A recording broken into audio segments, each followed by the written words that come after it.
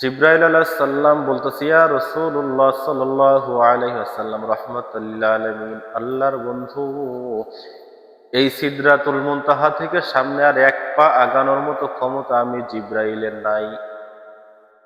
বুরাক বললেন, ইয়া রাসূলুল্লাহ সাল্লাল্লাহু আলাইহি ওয়াসাল্লাম, এই সিদরাতুল মুনতাহা থেকে সামনে আর এক পা আগানোর মতো ক্ষমতা আমি বুরাকের নাই। জিব্রাইল আলাইহিস সালাম বলতেছে, ওগো নবী, এখান থেকে সামনে যদি আর এক পা আগাই, আল্লাহ তাআলা রব্বুল আলামিনের নূরের তাজাল্লিতে আমি জিব্রাইল জ্বলে পুরো শেষ হয়ে যাব। বুরাক বলতেছে, ইয়া রাসূলুল্লাহ সাল্লাল্লাহু আলাইহি ওয়াসাল্লাম, এই জায়গা থেকে যদি সামনে এক পা আগাই, তাহলে আল্লাহর নূরের তাজাল্লিতে আমি বুরাক জ্বলে পুরো শেষ হয়ে যাব।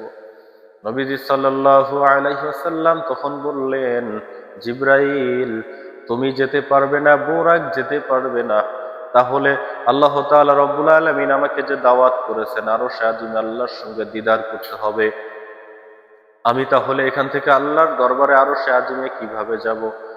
মুহূর্তের মধ্যে আল্লাহর দরবার থেকে আওয়াজ আসলো, ওগো আমার হাবিব, এখান থেকে আমার কাছে আসবেন, আসার জন্য একটি যানবাহন আমি আল্লাহ সৃষ্টি করে রেখেছি। আমি চাই না ইয়া রাসূলুল্লাহ সাল্লাল্লাহু আলাইহি ওয়াসাল্লাম, আপনার আর আমার মাঝে কথা হবে, ওই মাঝখানে জিব্রাইল থাকুক, আমি আল্লাহ ওইটা চাই না। ইয়া রাসূলুল্লাহ সাল্লাল্লাহু আলাইহি ওয়াসাল্লাম, অপেক্ষা করুন, রফরফ নামক যানবাহন আপনার কাছে উপস্থিত হয়ে যাবে। নবীজি সাল্লাল্লাহু আলাইহি ওয়াসাল্লাম বললেন, আল্লাহ রাব্বুল আলামিন যেই বোরাকে আমাকে মক্কা নগরী থেকে সিদরাতুল মুনতাহা পর্যন্ত নিয়ে আসলো, যে জিব্রাইল মক্কা নগরী থেকে সিদরাতুল মুনতাহা পর্যন্ত সফর সঙ্গী হইলেন, তারা যেহেতু তোমার নূরের তাজাল্লিতে সিদরাতুল মুনতাহা পার হতে পারবে না, তাহলে আল্লাহ আমার মনে একটি প্রশ্ন জাগে। সেই প্রশ্নটি হচ্ছে, আমার উম্মতরা যে পুল সিরাত পার হয়ে জান্নাতে যাবে, পুল সিরাত পার হওয়ার অর্ধেক পর্যন্ত যাওয়ার পরে যদি তোমার ওই বুরাক যদি বলে পুল সিরাতের অর্ধেক পার হয়েছি, বাকি অর্ধেক যাওয়ার মতো আর ক্ষমতা নেই, আয় আল্লাহ, আমার গুনাহগার উম্মতদের তখন কি ব্যবস্থা হবে? আমার গুনাহগার উম্মতদের জন্য যদি তুমি একটা একটা করে রফরফের ব্যবস্থা করো, তাহলে আমি আল্লাহ রাব্বুল আলামিন ওই রফরফের উপর সওয়ার করে তোমার দরবারে যাব, নতুবা এখান থেকে আমি দুনিয়াতে ফিরে যাব।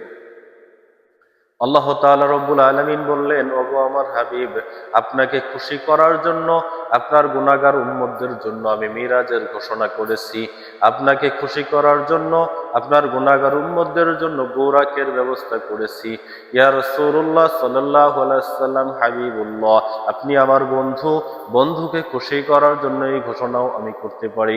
হাশরের ময়দানে যাদেরকে আপনি উম্মত বলে স্বীকার করবেন, সুপারিশ করবেন, প্রত্যেকটা উম্মতের জন্য আমি আল্লাহ তাআলা রব্বুল আলামিন এক একটা রফরফের ব্যবস্থা ঘোষণা করলাম।